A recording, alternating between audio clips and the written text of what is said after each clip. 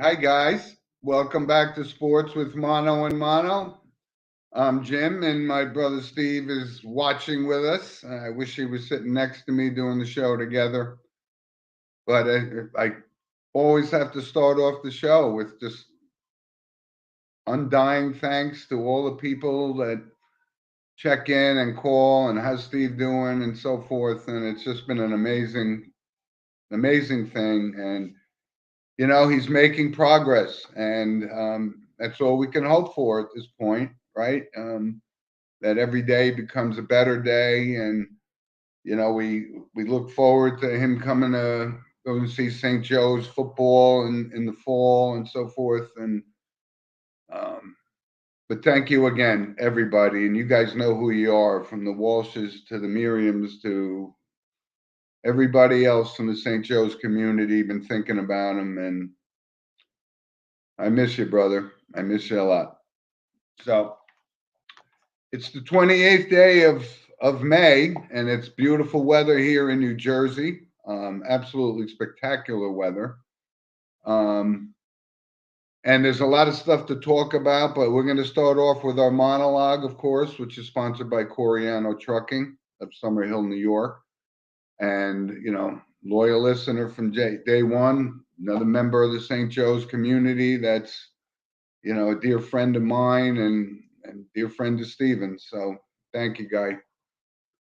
So our monologue this week, it would be an injustice to bring up anything other than it's Memorial Day. And Memorial Day it's really something special. I mean, and it's because we're going to be able to watch baseball games and basketball games and hockey games is because of the sacrifices that the soldiers made throughout time, from day one till still going on, right? These people fighting for our democracy and our right to live a free life. And when I think of Memorial Day, and I've always been just a historian by nature, and seeing some of the stories of these guys, and you know it's specifically for those who gave the ultimate sacrifice. But in fact, it should be for all of the soldiers, because not all of them died. Some of them came back with injuries. And when I think of the movie The Best Years of Our Life, which is one of the greatest post war movies about exactly what happened to these guys, and one guy came back and he lost both hands in World War II. And he played the same character in the movie. And it's an amazing movie. And but war is not a movie. And these people, um, every veteran ceremony, and I'll go to one tomorrow, you see less and less of those World War II guys, and it's just heartbreaking to see. But we think of them as well. And I remember I had a dear friend of mine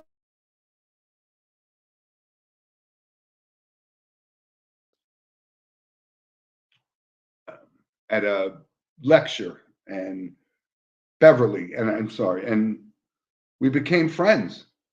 And it was that kind of conversations that I had with her. She was a World War II veteran, and just a great member of the Hillsdale, New Jersey community, and we became friends. And we used to go to lectures together. And I admired this woman, just as I admire all those that gave that ultimate sacrifice, were injured or anything to do with it. But that's why we're going to be able to talk about sports here in a little bit, because of those very people. So please just take at least a moment over the weekend at your barbecue or wherever you're doing, and just say, wow, thank you to those people who gave that sacrifice. So, um, yeah, that's the monologue, and it couldn't be anything else, to be quite honest with you. I mean, sports are little irrelevant, but you see the stories of Ted Williams taking two tours as a fighter pilot, and Tom Landry from the Cowboys, big, World War II pilot as well. Amazing. Amazing. So let's jump into some sports and let's do a recap here. A couple things last week. The Preakness Stakes, right? The second leg of the Triple Crown. And, I think I mentioned on the show last week, I didn't think we were going to have a Triple Crown winner this year because I didn't see that top quality American Pharaoh, all those other champions. And we're not. So Mage, gave a valiant effort, but couldn't pull it off. So National Treasure wins the Preakness. And my picks, one of them was Blazing Sevens. And Blazing Sevens fought right down to the wire, lost by half a head at the wire, and it was a great race. And the pomp and circumstances of that, my sister was at the Kentucky Derby 2 weeks before, and this is down in Baltimore, Maryland, and it was absolutely an outstanding race. And now there's one leg left, and that's the Belmont. And when I talk about horse racing, this is the toughest race, and that's why we have so few Triple Crown winners. This is a mile and a half. It's a long, long race. And that puts it in a perspective about when Secretariat won by 31 and a half lengths back in 1973, which was the greatest sports moment I think of all time for me. So we don't know how this is going to pan out, but we'll talk about our picks because you got to also find out who's going to be in the race, right? This is a marathon, not a sprint. And that's what separates, the average horses from the class horses and the class horses to the ultimate champions like Secretariat, which is the barometer for everything. So we'll talk about the race. It's 2 weeks away, but it was a great race, and we're not going to have a Triple Crown winner. So also, let's start off with a recap of the PGA Championship last weekend at Oak Hill in Rochester. Spectacular venue, but the first couple of days was cold and rainy. It was terrible weather, but it turned out to be nice for the final round. And there were a couple of stories here. And, Brooks Koepka, this guy shows up in majors. And listen, I like the guy as a player. I know he's on LIV now, so I don't have that kind of passion for him anymore. But because I wasn't even sure these LIV golfers were going to be able to play in these PGA tournaments, but especially the majors. But the guy, you got to give him credit. I mean, he went out there and he took it, right? Nobody faltered. He took it, and that's a kind of a wire to wire type story. Like the guy shows up in big tournaments, wins his fifth major, and that was a good story. But the biggest story, obviously, was Michael Block, this PGA professional from Mission Viejo, California. And you always know, right? There's always the amateurs, and somebody has a couple of good rounds in the first 2 rounds of the tournament, and then the pressure is so intense that they always seem to falter. But this guy, Michael Block, what a story. I mean, what an absolutely great story that he was playing with the final groupings on Sunday, playing with Rory McIlroy, and the guy came just basically out of nowhere. This was a true Cinderella story in golf, and it was really captivating. And he obviously didn't win it, but he stood up there and he played golf on a level that he teaches. Charges $150 an hour to learn the game of golf, but apparently this guy knows his golf.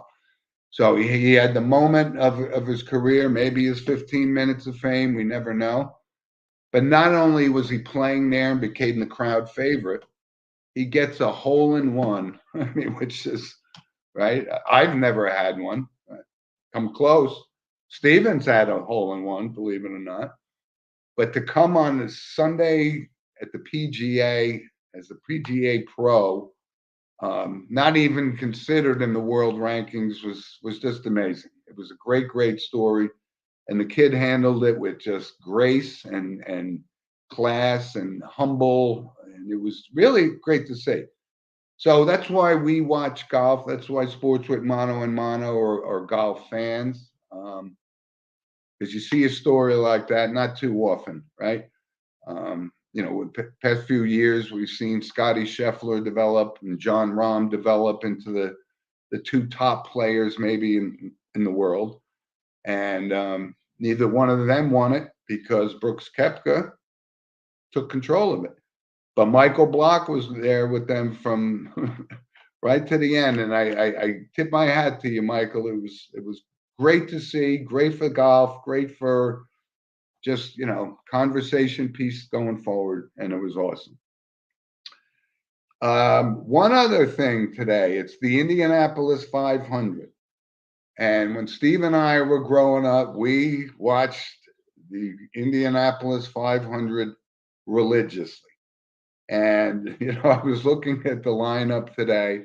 I really don't know, the racers that drive these cars anymore. That it's not the NASCAR type guys, couple of guys in there once in a while. But I think when I went through the list of starters, you see the name Marco Andretti, which, right, somehow either grandson, nephew, whatever, of Mario Andretti, which is always the name synonymous with when you drive and then somebody goes, who are you, Mario Andretti?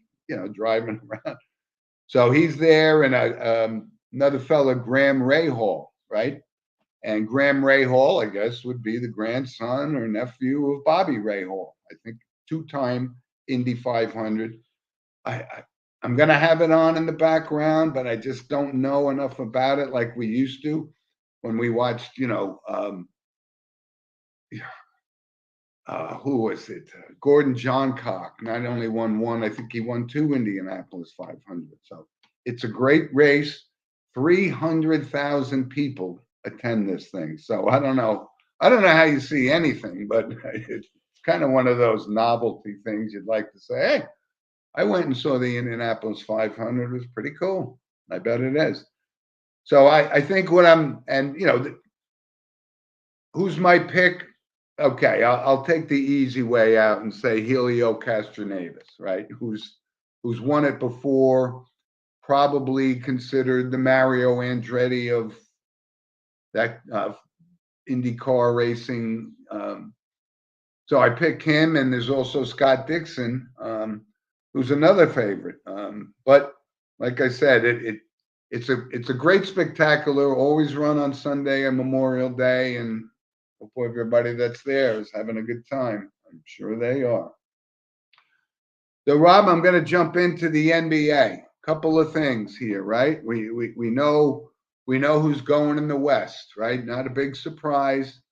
Not a big surprise to me, because I think this guy Jokic is absolutely just a force that they've never won a championship. And I remember watching the days when it was Dan Issel and the Nuggets, but he's got these guys playing, and he seems to know what he's doing. He seems to know what he wants to have happen, and that's win a championship. And Jamal Murray's been right there with him, and so that series, they're getting a lot of rest, which is good for them. But how about this other series, right? So the Heat are up 3-0. All the pundits, the Magic Johnsons, everybody chimes in, says, I've never seen a Boston Celtics team quit like this. Okay, they got beat 3 games in a row. But how do they respond? When you look at the lineup, they got a fantastic lineup with this kid Tatum and Smart and Horford and these guys. So they bounced back. They won two straight. And now they won the third game. So now we're on the precipice of history, because I don't think that there's ever been a team that was down 0-3 to win an NBA series, certainly not in the championship game. But the Boston Celtics are back, but I just couldn't stand the way to hear these guys, because they lost the first 3 games, like they all quit. The coach sucks, but no, they got a good, talented team, and I think that would be a great matchup. And I've told you before, because I think Jimmy Butler is absolutely outstanding. But he's been carrying the team on his back, solely on his back. And, is he going to step up in game 7? And we'll see, because it's going to have to be on him. He's going to have to win this series for the Heat. And it's not going to be easy against the Boston Celtics, especially when you win 3 straight. So the momentum is on your side, all that kind of stuff. But that's been a really good series, right? And the Nuggets are waiting in the wings. It's not going to be LeBron James in the finals. It's going to be these new breed of players, and I'm looking forward to that. And from the NBA also, and I wanted to bring this up, Rob, because I wondered, because the Milwaukee Bucks are hiring Adrian Griffin as the head coach. And I think is that the Adrian Griffin from Seton Hall? I mean, I thought he was on the Seton Hall team. That may have Rob, was it? Huh? Seton Hall. Okay. So he gets the job, and that job was picked by LeBron. LeBron. Keep thinking LeBron as the commissioner, not Giannis. And so that's a good story for the Bucks. I think if Giannis thinks this is the right guy that can pull it, I thought Budenholzer got a raw deal on that. But that's the life of the NBA, right? We talked about Doc Rivers getting fired and Monty Williams getting fired. They'll probably just switch jobs, right? So we'll see about that. But the NBA playoffs, Game 7 tomorrow night, and I think it's in Miami, if I'm not mistaken. I can't hear you, Rob. It would be in Boston. Boston? Yeah, because they're a higher seed. Okay. All right. Well, you have a comment? We got a comment. What's up? Ah, that's my boy right there. That's Logan Miller, my grandson. Rob, you might have a picture I might want to share with our audience while we got the check-in from Logs. Because I had an opportunity to go see him play baseball this week. There it is. He was my first grandson, and I have a granddaughter and another grandson.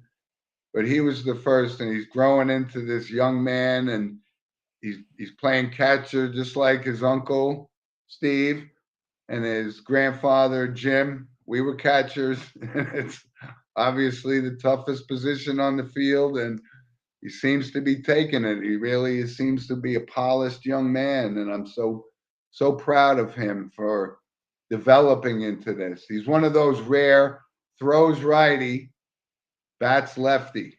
And so,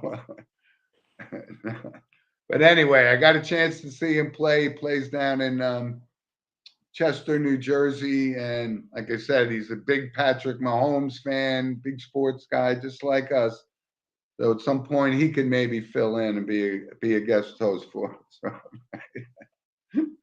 Anyway, so let's move on to the NHL. And you know what? This is quite a Cinderella story with the Florida Panthers and what Matthew Tkachuk has done. He scored 3 game-winning goals, and they end up sweeping to move into the finals for the first time since, I want to say it was 93. And that was the year when Scott Mellenby and John Van Beesbrook was the goaltender for the Panthers. They made the finals. They got beat up pretty good in the finals, but it was a good story on ESPN yesterday about that series and the story that Scott Mellenby saw a rat in the locker room, and he one-timed it, and that was the end of the rat's life. But that became this cultural thing where every time the Panthers scored a goal, they would throw thousands of rats onto the not litter. These are rubber rats, but that was close for John Van Beesbrook. So that was a good story. So the Panthers make the finals for the first time since I think 93, 94. It can't be much later than that. But And then you have the other series, right? Las Vegas was up three games to none. That's quite a Cinderella story. This could be the second time they make the Stanley Cup Finals in their 5 years of existence. That's pretty good. But the Stars are battling back, right? Down 3-0, come back, it's 3-2. And what a great story with this player, Joe Pavelski. Maybe he may be the oldest player in the league. I'm not 100% sure, but he's playing like a teenager again, and he's been doing this forever. And he's obviously going to be a hockey Hall of Famer. And you like to root for guys like that. But I'm not. I'm kind of liking to see Vegas here. I don't. Everything Vegas is. Big now with the Raiders there, and the A's are going to be moving. But this hockey team has cemented itself in Las Vegas lore. So that's a great series. And like I said, we brought it up last week. Rob clarified for us that it was, the logo is very similar to the West Point Black Knights logo. So NHL, I told you, stay with it. Toughest trophy to win in all the sports. And it's going to be Florida Panthers, and they got a few days off to rest, which these hockey players can sure as hell use, man. They play every other night. It's such a brutal thing. It really is. Anyway, so enjoy the winding down of the last couple of series in hockey, and we'll see whether the Boston Celtics could move on. It's the second trip to the finals in a row, but we'll see. So let's talk about Major League Baseball. And I know I have to break this to you, but your Pirates are coming back to earth. I guess they're regretting giving that manager the extension when they were, 21-11 or something. Now they're 500, maybe below 500. That's all right. No, I get it. It was a good story in the beginning, but Cinderella doesn't get to wear the slippers for the whole prom, I guess, so. But how about the Mets and the Yankees? Let's talk about the Mets. So their 40-year-old aces are starting to come to work. They're starting to pitch pretty well. But the Mets, they reel off 5, and then they lose 3 out of 4, or they get swept by the Cubs, and that kind of thing. That's the inconsistency here. You look around the diamond, you have Alvarez, who, could potentially be a great player, but he's young. Alonso's having a fantastic year. But there's still those unknowns. The Marte's not delivering like he did, and Canna's not delivering like they did. And this whole Gary Sanchez fiasco, which was an absolute joke. I think they sent him packing already. I don't know. He might have gotten one at bat, right? He made $1.5 million too. For 6 at bats or something. God, he must be Steve Cohen's nephew or something. I don't know. Can't figure that. I know $1.5 million isn't nothing to that guy, but wow. I'd like to get one at bat in the major leagues and make $1.5 million.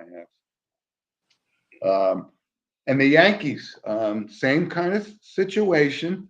Aaron Judge is tearing it up, right? Missed a little bit of a time, but as soon as he came back from that injury, he's been killing it. So he's carrying that team, right? These other guys, man, I meant to bring this up last week, and I'm a big DJ LeMahieu fan. I've admired him. I always thought it was the right situation, bring him back. But something doesn't seem right with him. He had a good game yesterday, but he's not that 100% clutch guy that you want up there. And I think he's hurt, and he's fighting through it, but he's just not that same player that you fear. I mean, you having Rizzo having a great year, and even Bader's having a good year. And the catchers are the catchers. They don't ask them really to hit, right? Excuse me. So, but the Yankees, they're hanging in there. They closed the gap. 2 weeks ago, they were 10.5 out. Now they're down in single digits. Obviously, a long season. But again, I can't help but bring up these San Diego Padres, that payroll they got, and these superstars, the Tatises and the Sotos and all these guys, and Machado, and they're just hooping the bed, as they say in Major League Baseball. So that's the biggest disappointment. You know, the usual suspects, the Atlanta Braves and the Dodgers, they're the Braves and the Dodgers. So they're going to win their divisions and nothing to worry about in the Central Division and in the American League. Yeah, that's kind of wide open. Texas Rangers, big surprise, right? Best start since 1993 or something like that. So that payroll and these guys they're paying, that was a lot of money. And they're doing this without Jacob deGrom because he's still not playing. So he's going to get his $186 million and do exactly what we saw him do in New York the past couple of years, miss half the season, if not more, with these lingering injuries. And that's the life of a Major League Baseball pitcher. I mean, it's tough. But they're doing it without him. So if he comes back and gets healthy, you know, they could be a team to be reckoned with. But right now, the Rays don't show any signs of letting up. And the Blue Jays, another good team. But they're kind of inconsistent. So, you know, if the Yankees can just, you know, piecemeal the pitching together until these guys, Severino just got back, Rodon hasn't pitched at all, and you just never know how those guys are going to work out. So it's going to have to be Aaron Judge to carry this team, and he's doing it. And Rizzo's having a great year too. So, and by the way, you know, this Giancarlo Stanton, you know, I don't know what's going on with him. I mean, it's almost as if he's not even on the team. Like, you know, how do you pull a hamstring when you play? You stand up to bat 4 times a game. You never have to run. You never have to steal a base. Every now and then you play the outfield, and I just don't know why this guy doesn't want to be on the field. It's starting to be reminiscent of this Kyrie Irving, which I promised I wouldn't bring up, and I'm using this as an analogy. You know, he plays when he wants to play, and Stanton right now is saying, I'm going to go to the Bahamas. I'm going to go here, and they don't need me yet. I'll be back in a little while. So, too many muscles, baby. Yeah, is that really something we could actually say that, you know, these world-class athletes that get the best training, pulling hamstrings? My goodness, I mean, I know it wasn't on the major league level or the NFL level, but Steve and I played baseball, football, basketball, everything. We never pulled a hamstring, and we weren't exactly world-class athletes. So. Yeah. But anyway, if he does come back, it can only be a plus for the Yankees because he'll get hot, have a stretch. But the Yankees are just hanging in there. But it's all on Aaron Judge to keep this thing train moving. So, anyway, a lot of other stuff going on, and I want to interrupt before we move to our random points of interest. Is our book recommendation segment, which I've gotten a lot of good comments on. And I said it's not going to always be about sports. It's going to be about books that I think are impactful and informative. And my book this week is called Reclaiming History. And it's about the assassination of John F. Kennedy, right? We're coming up on the 60th anniversary in November about that. And it really was written. It was written by Vincent Bugliosi, who was the prosecutor in the Charles Manson case. But this guy took him 15 years to write this book. And I'm going to warn you folks, because I'm not here to advocate conspiracy, not conspiracy, whatever. You make your decision. But this is the most informative book that when I came out of it, and he starts the book by saying, I have no skin in this game. I'm only going to present the facts. And it's a tough read. It's like 1,700 pages of tiny print and a ton of footnotes, which you have to read every single footnote. So it's a marathon book. But if you're uncertain or you know, it's a topic that you could find interesting, which I do. I consider myself kind of a Kennedy assassination enthusiast, if you will. So I've done my homework. I've been to the school book depository and stood on the grassy knolls, but it's a fantastic book, but it is a commitment. It's the biggest book I ever read. And it's you got to read it, and you know, you got to digest pages, you know, after each one. Sometimes you read it twice. But it's a great book. And Bugliosi passed away, I don't know, I want to say 5 years ago. But I always admired him for putting that animal Manson in jail for life. And it was an executor. And awesome book, Reclaiming History by Vincent Bugliosi. So, Rob, let's move on to our random points of interest, which, of course, is sponsored by Lynch Toyota. And I have a Lynch Toyota ball mark here, divot repair device. So Mike sent us some of those and some chargers. So Rob, if you need a charger for your car, you could charge your phone on. I have one for you. And Lynch Toyota has been with us every week since the start of the show, and I can't thank them enough.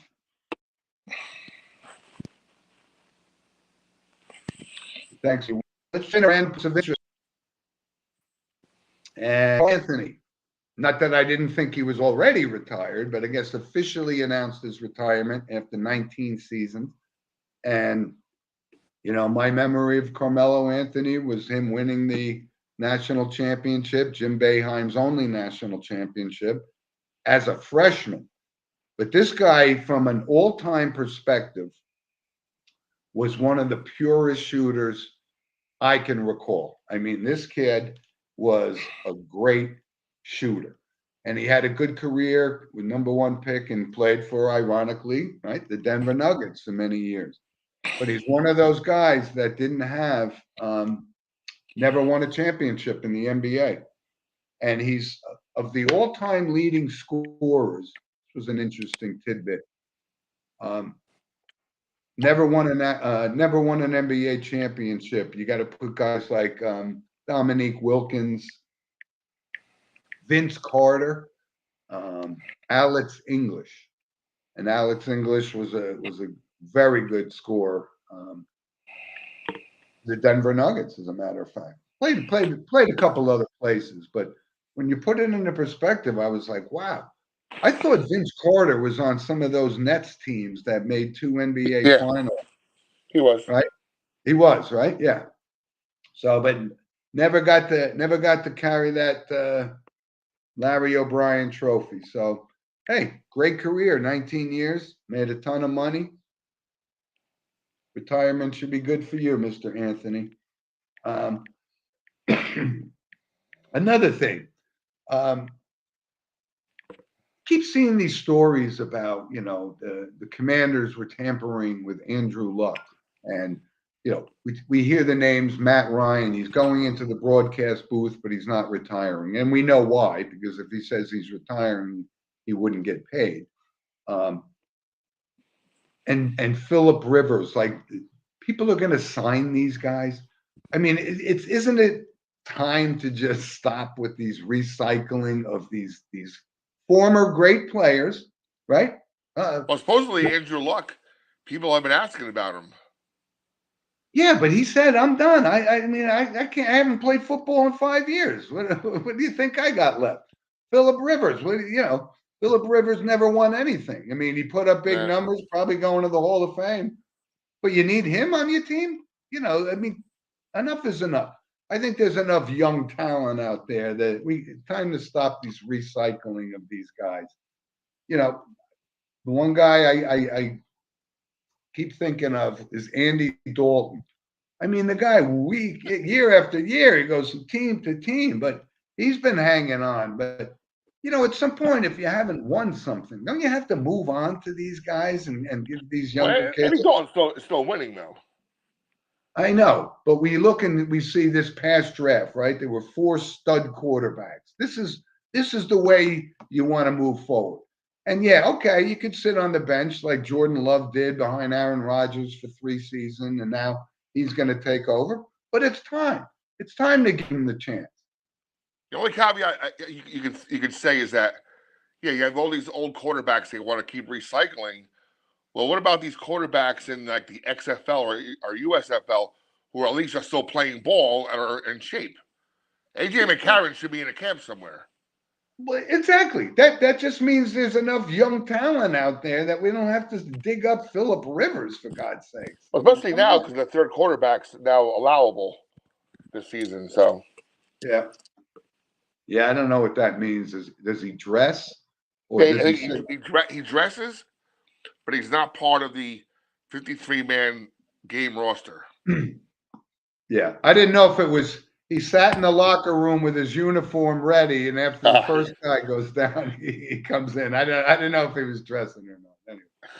Anyway, so another thing, right, Rob? This guy Glenn Kuiper made that, obviously a mistake and a slip of the lip. He was the broadcaster for the Oakland A's, and cost him his job. I mean, you have to know where you are. You have to be careful with your words. And when you slip up, and it was an egregious error. And if it was really his intention, then absolutely.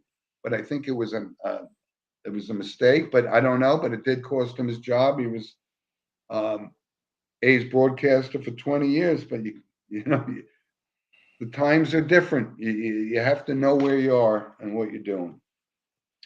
And so good news, I guess, for shareholders of the NFL and the owners. Roger Goodell will be extended through 2027. So let's see, 23, 24, 25, 26, 27. So that's 5 more years. Probably make $100 million next year. So he's got a good payroll coming from but all the guy does is put money into the pockets of those owners. And we don't agree with a lot of the things. I'm appalled that we're going to this pay-per-view for playoffs and so forth.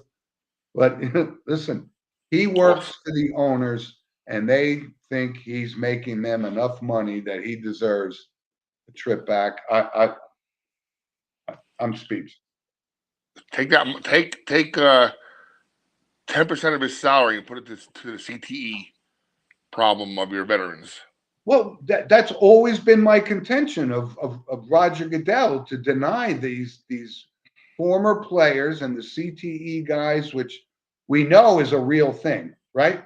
The only thing is we can't detect it, right? But to deny these guys that it happened, it was just an abomination. And that's when Roger Goodell lost me 100%. I just said to me, you're making that kind of money and these guys are not getting the medical care from playing the sports that made you money.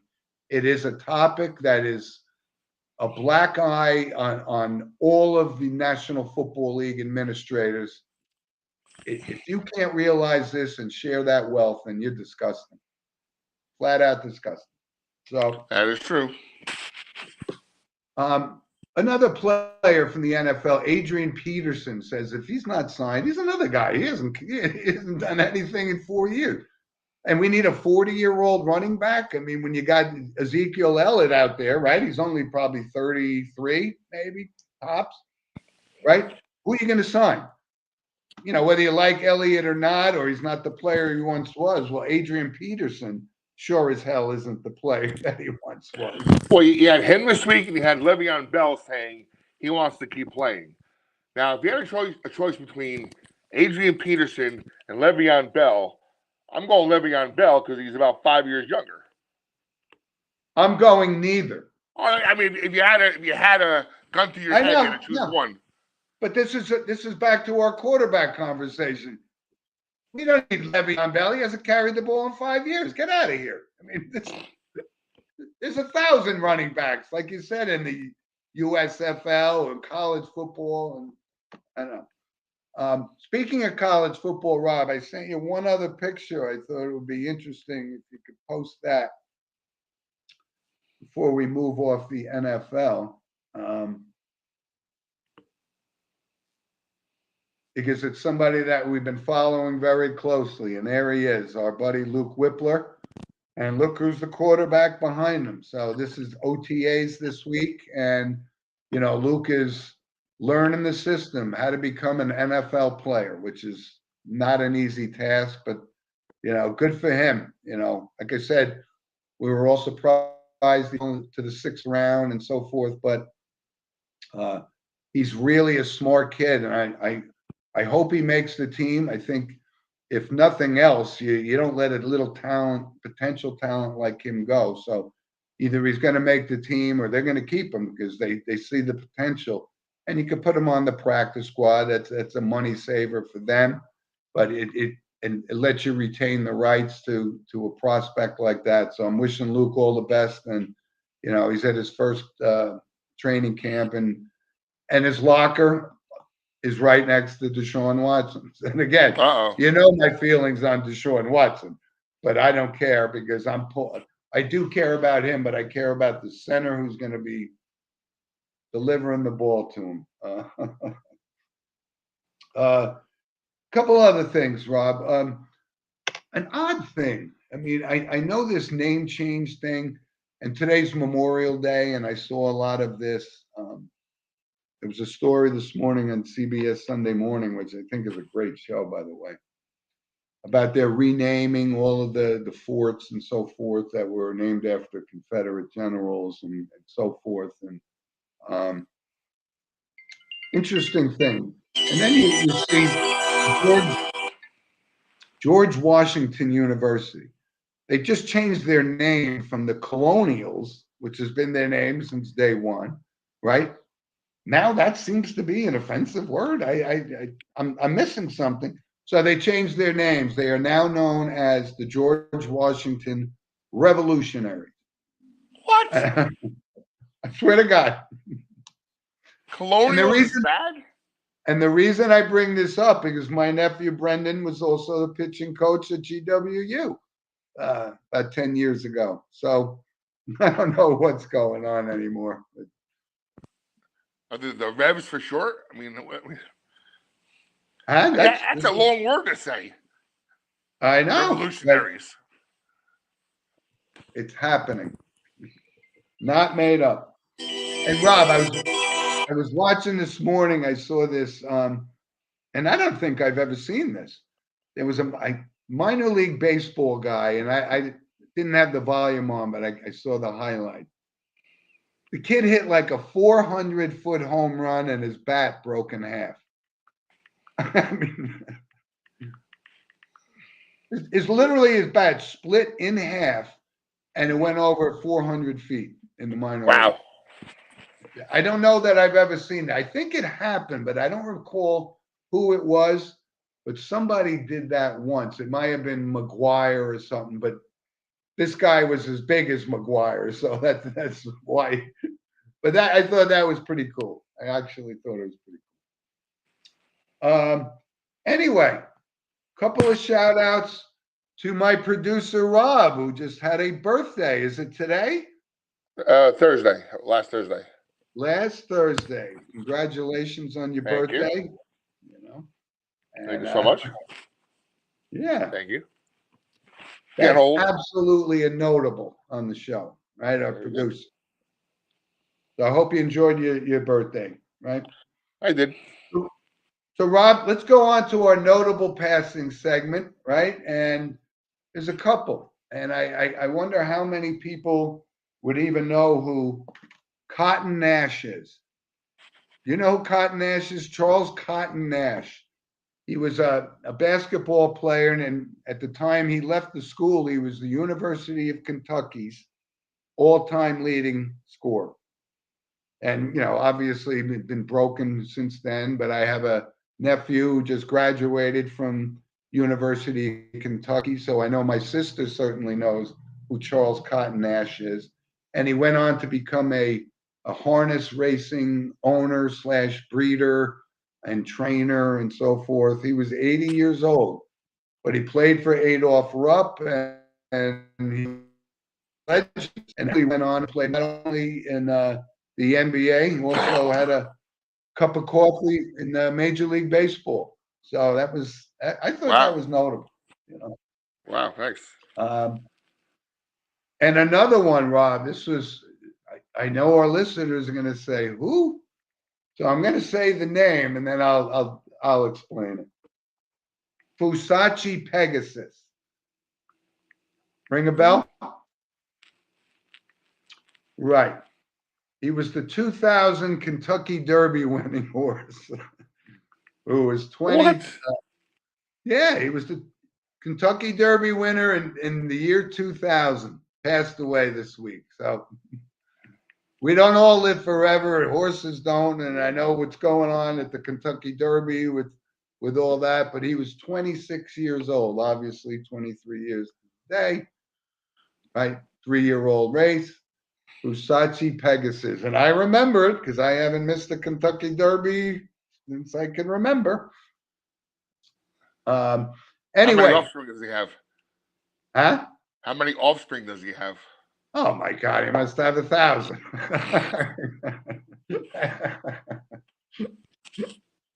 That's what they do. That's what they do. Hey, Rob, one notable passing from the world of entertainment, Tina Turner, 83. And I got to tell you, I've had the utmost respect for Tina Turner and what she endured with that animal, Ike Turner.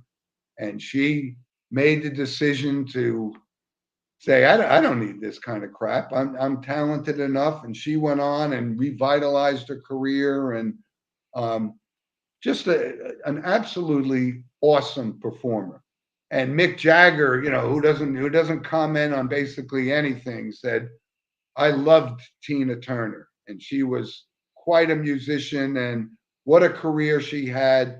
But give her credit for standing up and muscling through and saying, I could do this on my own, and she did it.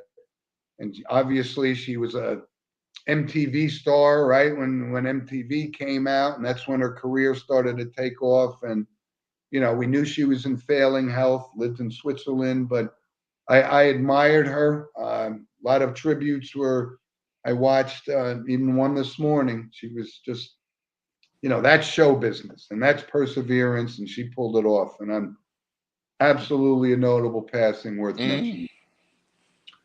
So, Rob, listen, like I said, I wish you a happy birthday, and I wish everybody, a happy holiday weekend. But just please don't forget what that holiday is all about, and because it's why we're able to do what we do. And